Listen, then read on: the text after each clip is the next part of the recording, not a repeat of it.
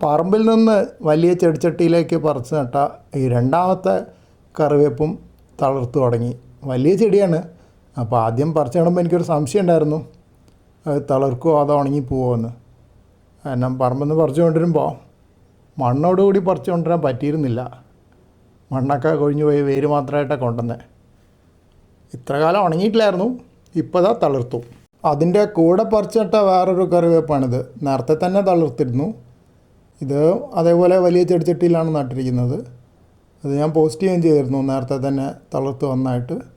അപ്പോൾ മറ്റതും തളിർക്കുമെന്ന് പ്രതീക്ഷയുണ്ടായിരുന്നു. തളിർത്ത സ്ഥിതിക്ക് ഇനി കേടുവന്ന ഇലയൊക്കെ ഞാനങ്ങ് മുറിച്ച് കളഞ്ഞു. അതായത് കുറേ ഇല പഴുത്തിട്ടും കേടുവന്നൊക്കെ ആയിരുന്നു ഉണ്ടായിരുന്നത്. ഇത്ര നാളും മുറിക്കാതിരുന്നത് തീരെ ഇലയില്ലാണ്ട് ചെടി ഉണങ്ങി പോകണ്ടെന്ന് വിചാരിച്ചത്. ഇപ്പോൾ തളിർത്ത സ്ഥിതിക്ക് ഇനിയിപ്പോൾ എന്തായാലും ഇനി വളരുമെന്ന് പ്രതീക്ഷിക്കുന്നു.